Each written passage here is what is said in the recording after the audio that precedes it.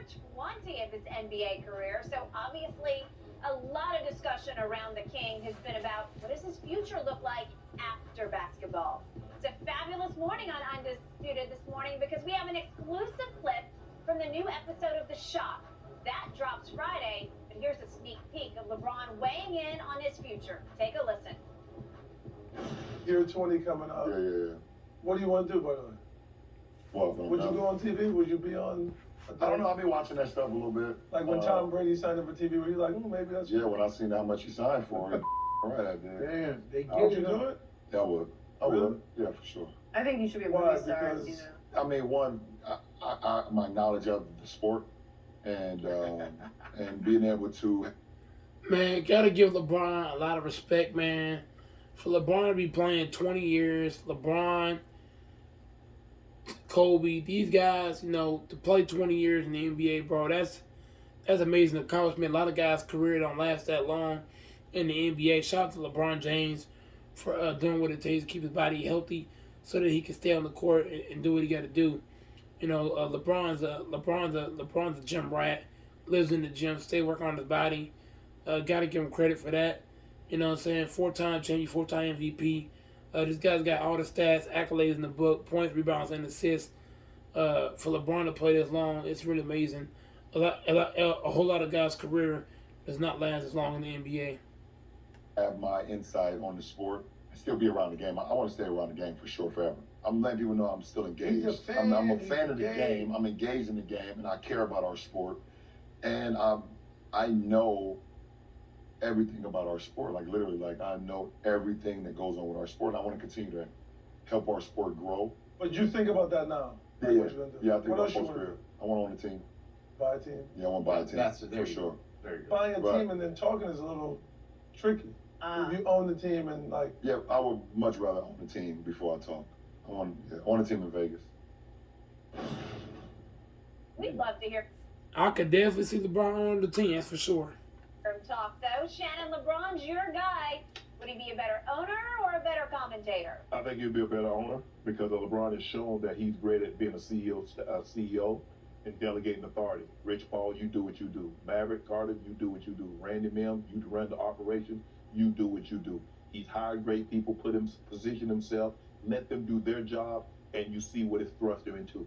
First active player to reach a billionaire status. And I think that's what you have to do as an owner, Skip. You have to hire good people and let them do their job. That's what Dr. Buck did for all those years. He let Jerry West, hey, go get Shaq. Go get a Kobe. Draft this guy, draft that guy. He did a great job of that.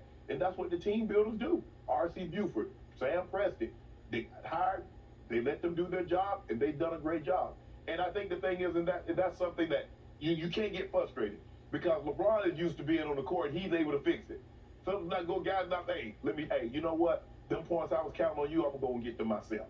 So instead of scoring maybe 25, 30 Skip, I'm going to go get 40, 45 to make up for, you can't do that. Just let guys do their job, and I trust that LeBron can do that. And it seems to me he's like hell-bent that there's a team going to come to Vegas, and he wants to be the owner of the team that comes to Vegas. Now, I did hear they're mentioning about Seattle putting another team in Seattle within the next 2 years, Skip. If you're the NBA, do not add any more teams. Like you can add one, maybe, but I don't think adding more teams. Oh man, I don't know if that's the best idea. I don't know. Remember the Supersonics? When the Supersonics were very, very good in the late. Tell you the truth, I'm gonna take one step to the left. The Boston Celtics step up huge at home. Somebody wanted to say though, hey, Jordan Poole, and Klay Thompson have been the disappointment of this series. Klay Thompson had one good game out of 3 games. Jordan Poole's played bad every game in the series. It's like Golden State, when Golden State's at their best, you got Curry, Klay, and Poole all cooking. Klay and Poole ain't been cooking. So that's alarming. As Jordan Poole and Klay keep playing the way they're playing, I'm gonna have Boston in 6 or 7. Especially three players scoring 20 plus each. Good morning, everybody. Welcome into Undisputed. I'm Jen Hale here with Skip Bayless and a very happy Shannon. No, you know, you got a new one. Don't hold that one up. Don't do this, kid. That one's disgrace. How you disgrace? Come on. That's the way he played last night. Bounce back game. 9 of 23. You a hater. Come on. You hold up the right side. No. You got a new favorite. No, JB got him going. JB that first leg. He is your best player. You know it, and I know it. JB I've been runs. trying to tell you that. JB runs first leg, and then he hands that thing off the ankle leg on JT. Yeah. All I know is I have finally learned my lesson once and for all. Do not bet on effing Stephen in any big NBA Finals game because he will let you down. And he let me down to the ground last night. Well, if Steph Curry is your problem, you got a lot of problems. Well, he is my only problem. He ain't your other Yes, problem. he is. And that's cap right there. Steph Curry is not. He's not the problem. The problem is Jordan Poole and Klay Thompson. Where has Jordan Poole and Klay been at the last 3 games? Jordan Poole and Klay have been a shell themselves in this finals. And Steph Curry can't cover up for everybody. Steph Curry can only cover so much ground. But with the way Jordan Poole and Klay's playing, it's making it easier for Boston. It's easy for Boston to guard Steph Curry when his second and third best player is not showing up. And then Draymond Green played like ass. So Draymond Green had 2 good games, 1 bad game. Poole had 3 bad games. Klay had 1 good game. Bro, there's too many problems. Like, Klay and Jordan Poole gotta step up, bro. Klay and Jordan Poole have been a disappointment. Now, Klay stepped up in Game 3, but you couldn't find Jordan Poole nowhere. So that's a problem for Golden State. You see that? I told you gonna be a blowout. I tried to tell you that. No, you didn't. Because you wouldn't give me the 3.5 because you did not have the courage of your conviction. I felt blowout like, you smell that Skip blowout? No. No, and I pushed you to the bitter end yesterday. You said, I don't know. I can't give you the 3.5. Well, I give you whatever you want for Game 4 right now. Oh, well, that's big of you. I've never betting on effing Steph again. I'm not. I'm serious. I'm done. I learned my lesson. I'm over. I'm out. Let's start the show. You're going to learn another lesson too today. Okay. Well, that'll be a first. The Celtics demolished that point spread, guys. Let's dive in because we have so much to talk about with this Game 3 win. We have a fabulous show today. We also have an exclusive first look from the new episode of The Shop. A 2-1 lead at home in the NBA Finals thanks to that 116-100 victory over the Warriors last night. Jaylen Brown and Jason Tatum, finally a good game together. They combined for 53 points. Steph Curry led the way for Golden State with 31. Shannon, I'm sure you have many, but what do you think is the biggest reason the Celtics won last night? Well, Brown and Tatum got support that Steph Curry and Klay Thompson did not get. You mentioned Brown And Shannon's goddamn. Okay, Shannon Sharp continues to sound like an idiot when he talks basketball. Jordan Poole has been gone since the Mavs series. Klay Thompson had 1 good game out of 3 games. In Game 1 and 2, Klay did nothing. So I'm just saying, Klay and Poole, they're the problems. I don't want to hear no Steph and Klay had no help. Klay's the one not giving help. Klay and Poole's not doing their jobs. And most of the shots Klay hit was at bad. Like, Klay wasn't hitting no real shots like that. When the game was close, 85 all, was Klay hitting shots? No. Klay Thompson did not make shots when it was close. When it was 85 all or 85-83, Klay Thompson and Jordan Poole, you could not find those 2 niggas. Jordan Poole drove in for a dunk, missed. Klay shot a 3, clanked. Klay and Poole are the downfall of Golden State. Tatum doing what they did, 50-plus points between the two. But then you get 24 points from Marcus Smart. Skip, you get 11 points from Al Horford when he only gave you two nights ago. And then you get Robert Williams chips in. He gives you 8, gives you 10 rebounds, and he was huge in protecting the paint. And so that's the kind of production that the Warriors are going to need. They need Jordan Poole. Skip, you can't get 2 points and 6 fouls. Draymond cannot have more fouls than he have any other stat. He had 6 fouls, he fouls out. He only had 3 assists. He only had 4 rebounds. He only had 2 points. Wait, 6 fouls and 2 points? 6 fouls, 2 points. From your guts and glue guy? Okay. 4 rebounds and 3 assists. That won't get it done. Kevon Looney needs to give you more. And that's what they got the other night. Draymond's not, more times than not, he's not really a double 12, 13-point a game guy. But he can give you 8, 9 assists, 7, 8, 9 rebounds. He didn't give you any of that. Kevon Looney needed to give you more than 7 rebounds. He normally can give you, when he starts giving you double-digit rebounds, and Skip, he starts hovering around 8, 12 points. And if you could have got that with the way Clay and Steph were shooting the ball, now you might have been in business. I don't know. Maybe I made Udoka and I got our basketball knowledge from the same school. Because it just boggles my mind and it makes me so upset. He's yelling at Al Horford, you got to show. You can't drop. Robert Williams, you got to show. You can't drop. Skip, when they set that pick that high out, that's Steph. He can shoot it from 27. You are no good in the paint. And finally, in the fourth quarter, they say, you know what? You're right, coach. You're right. We're gonna show hard. We're gonna show hard, and we're gonna not let them. And you see what happened? 11 points in the fourth quarter. Still, if you look at their record, when they have 15 or fewer turnovers, they're 13-2 in the playoffs. In the playoffs, when Jordan Poole is cooking, the Warriors are unbeatable. That's facts. Jordan Poole is the downfall. He's the downfall of the Warriors right now. He's not showing up. He's not making shots. He's not playing defense. He's not rebounding. Jordan Poole and Klay Thompson have been a shell themselves in these games. Klay Thompson, one good game out of 3 games.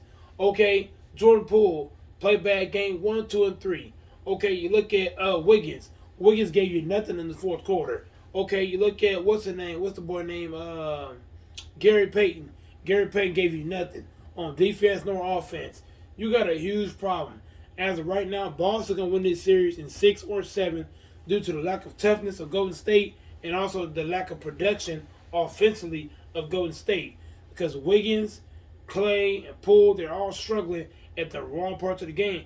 Yes, Klay had 25 points, but Klay did not score when the points were needed. When it was tied game in the third quarter, Klay Thompson, you couldn't find him. Jordan Poole, you couldn't see him. Steve Kerr, you couldn't find him. Okay, right now the Boston head coach, they're calling out plays, they're calling out defensive schemes, calling out offense, calling out screens, pick left, pick right. You look at Tatum. Tatum's playing bad offensively, but he's playing great defensively. You look at Williams. You look at Al Horford. You look at Pritchard. You look at other boy, I forgot his name. You got Pritchard. You got Al Horford, Robert Williams, Tatum Brown. You got Grant Williams. You got Derek White, 6'5". You got Grant Williams, 6'5". Al Horford, both him and Williams, other Williams, is 6'8", 6'11". You got a lot of shit. Pritchard on the bench. Boston got a lot of firepower. Marcus Smart. These guys are hooping. And I'll tell you shit right now, Boston got a bunch of dogs over there. And I don't like Boston. I'm a LA guy all day, every day. But man, Boston got a bunch of dogs on both sides of the ball.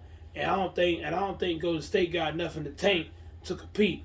Because Jordan Poole, he's showing you he's not ready. He's not ready for that spotlight. Klay Thompson is a shell of himself. They got a huge problem. Without the Splash Brothers, there ain't no Golden State.